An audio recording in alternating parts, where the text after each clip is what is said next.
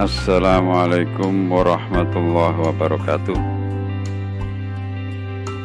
Kami ucapkan selamat berjumpa kembali kepada anak-anak siswa kelas 7. Alhamdulillah kita bisa berjumpa kembali pada pembelajaran PPKN sesi kedua ini dalam kondisi sehat walafiat. Mudah-mudahan anak-anak di dalam mengikuti pembelajaran PPKN kali ini bisa mengikuti dengan baik.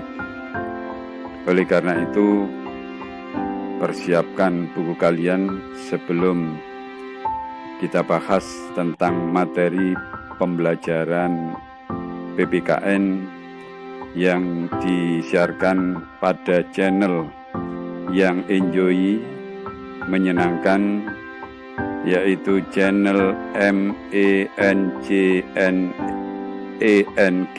Ma'arif Enjoy Menyenangkan. Pembelajaran PPKN kali ini disampaikan oleh tim guru SMP Ma'arif NU Pandaan, yaitu Bapak DRS Miftahul Ulum, yang kedua Pak Marzuki Hasib, yang ketiga Bapak Ahmad Mukofilak.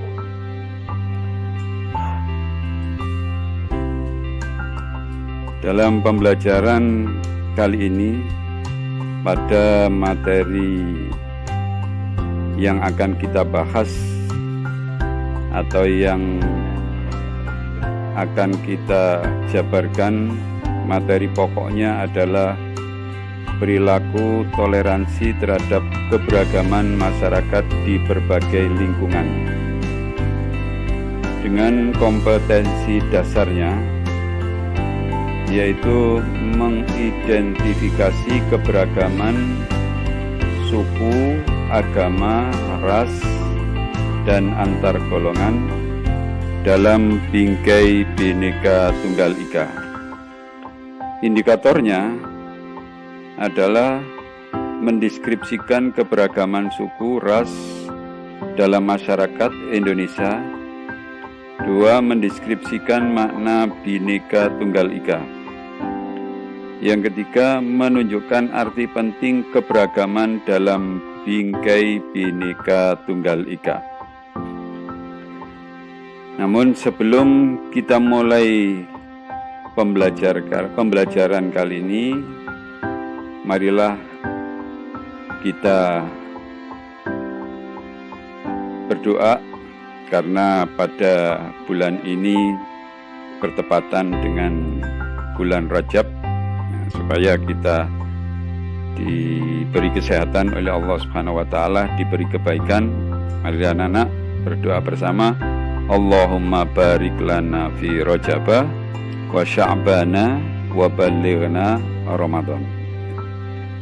Baiklah anak-anakku sekalian, materi yang akan kita bahas pada kesempatan ini adalah arti penting memahami keberagaman dalam bingkai Bhinneka Tunggal Ika. Di dalam Undang-Undang Dasar Negara Republik Indonesia tahun 1945, terutama pasal 25 berbunyi, Negara Kesatuan Republik Indonesia adalah sebuah negara kepulauan yang berciri Nusantara dengan wilayah dan batas-batas dan hak-haknya ditetapkan dengan undang-undang. Nah, undang-undang yang mengatur tentang negara kepulauan itu diatur pada Undang-Undang Nomor 6 tahun 1996. Dalam undang-undang itu disebutkan, pengertian negara kepulauan adalah negara yang seluruhnya terdiri dari satu atau lebih kepulauan dan dapat mencakup pulau-pulau yang lain. Itulah tentang pengertian negara kepulauan. Sehingga dengan didasarkan pada Undang-Undang Dasar Negara Kesatuan Republik Indonesia tahun 1945 pasal 25 dan Undang-Undang Nomor 6 tahun 1996,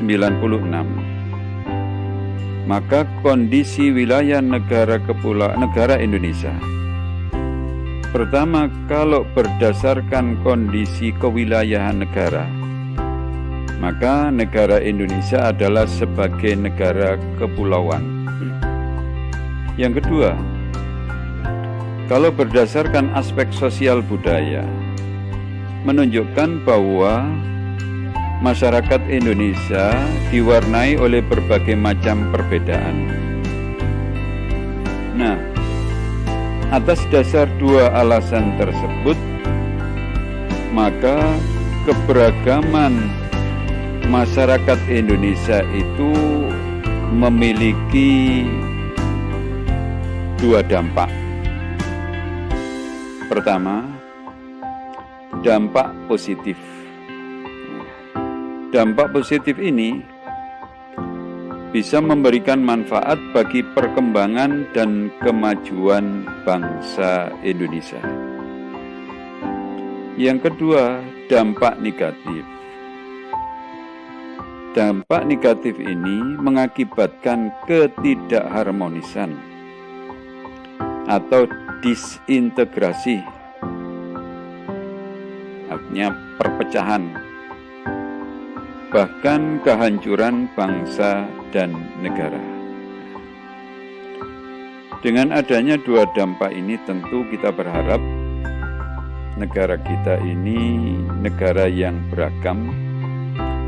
Pada pertemuan sebelumnya, Anda masih ingat bahwa sebab atau faktor keberagaman negara Indonesia ini diantaranya disebabkan karena letak strategis wilayah Indonesia. Yang kedua, negara Indonesia ini adalah negara kepulauan. Tentunya ini kalau tidak bisa memahami arti penting keberagaman dalam bingkai Bhinneka Tunggal Ika, maka bisa berdampak negatif.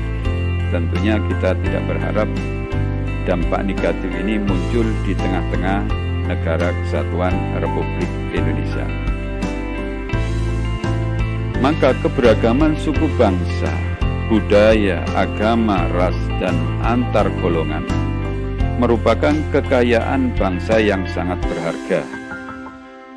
Meskipun berbeda-beda suku bangsa, adat istiadat, ras, dan agama, kita tetap bersatu dalam perjuangan mengisi kemerdekaan untuk mewujudkan cita-cita negara.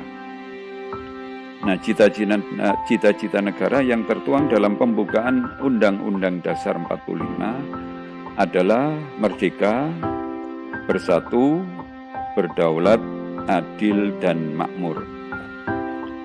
Jadi keberagaman itu bukan merupakan unsur perpecahan, tetapi justru yang bisa menciptakan kesatuan bangsa.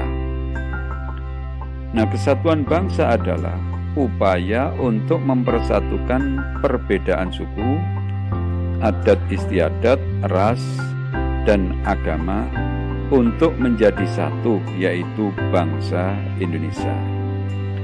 Hal ini sesuai dengan semboyan negara kita, yaitu Bhinneka Tunggal Ika, berbeda-beda tetapi tetap satu jua. Sebenarnya istilah Bhinneka Tunggal Ika ini telah ditemukan dalam kitab Sota Soma yang ditulis oleh Empu Tantular pada abad ke-14 di masa kerajaan Mojopahit. Nah, Bhinneka Tunggal Ika ini mengandung makna meskipun bangsa Indonesia terdiri atas beraneka ragam suku bangsa, adat istiadat, ras, dan agama. Namun keseluruhannya itu merupakan satu kesatuan, yaitu bangsa dan negara Indonesia. Oleh karena itu, sebagai warga negara yang baik, kita harus memiliki perilaku toleran terhadap keberagaman agama, keberagaman suku, keberagaman ras, dan keberagaman antar golongan. Karena sikap toleran berarti menahan diri, bersikap sabar, membiarkan orang berpendapat lain, dan berhati lapang terhadap orang-orang yang memiliki pendapat berbeda. Jadi perilaku ini punya arti semacam ini. Jadi perilaku toleransi ini punya maksud dan pemahaman semacam ini. Jangan sampai perilaku toleransi ini memiliki sikap mencampur aduk antara keberagaman agama, sehingga diharapkan bangsa Indonesia ini dengan memiliki perilaku semacam ini bisa mewujudkan negara yang bersatu. Perilaku toleran dalam kehidupan beragama sebenarnya sudah diatur di dalam Undang-Undang Dasar Negara Republik Indonesia tahun 1945, terutama pasal 29 ayat 2 yang berbunyi, negara menjamin kemerdekaan tiap-tiap penduduk untuk memeluk agamanya masing-masing dan untuk beribadat menurut agamanya dan kepercayaannya itu. Sehingga berdasarkan undang-undang ini, bentuk perilaku kehidupan dalam keberagaman agama ini dapat diwujudkan dalam bentuk perilaku: satu, melaksanakan ajaran agama yang dianutnya dengan baik dan benar. Dua, menghormati agama yang diyakini orang lain. Tidak memaksakan keyakinan agama yang dianutnya kepada orang lain. 4, toleran terhadap pelaksanaan ibadah yang dianut pemeluk agama lain, artinya tidak mengganggu, tetapi bukan mencampur tata cara ibadahnya, tapi hanya sekedar menghormati dan tidak mengganggu apabila ada pemeluk agama lain sedang menjalankan ibadahnya. Perilaku toleran terhadap keberagaman suku ras di Indonesia. Berdasarkan penelitian Badan Pusat Statistik atau BPS tahun 2010, Indonesia ini memiliki sekitar 1.340 suku bangsa.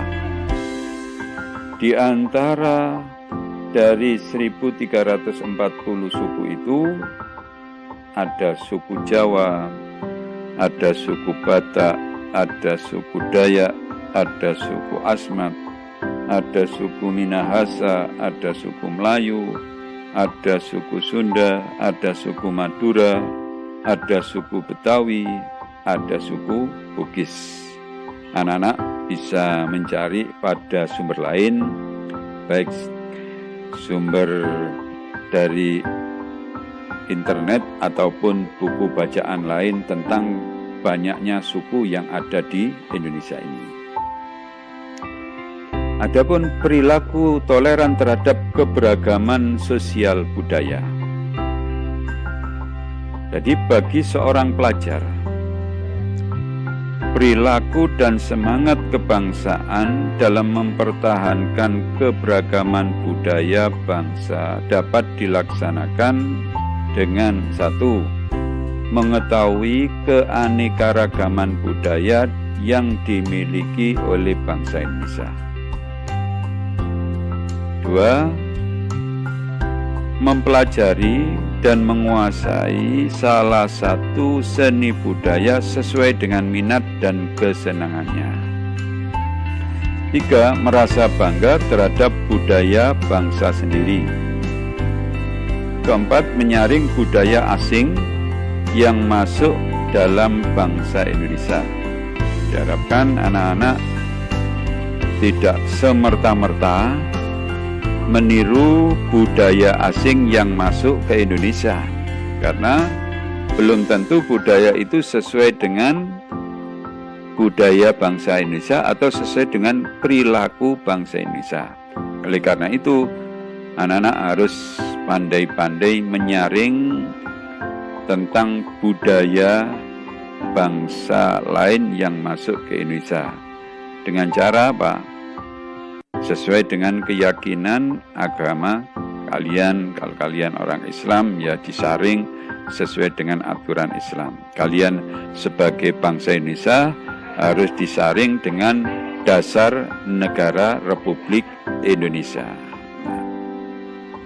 Nah, itulah anak-anak sekalian tentang materi yang bisa kami sampaikan pada kesempatan ini. Mudah-mudahan anak-anak bisa memahaminya, dan mudah-mudahan apa yang saya sampaikan ini menjadi ilmu yang bermanfaat. Sampai jumpa kembali pada pertemuan berikutnya. Jangan lupa like dan subscribe di channel MENJNG supaya channel ini tetap bisa berjalan. Semoga anak-anak tetap dalam kondisi sehat walafiat. Demikian pertemuan kali ini kami akhiri. Wassalamualaikum warahmatullahi wabarakatuh.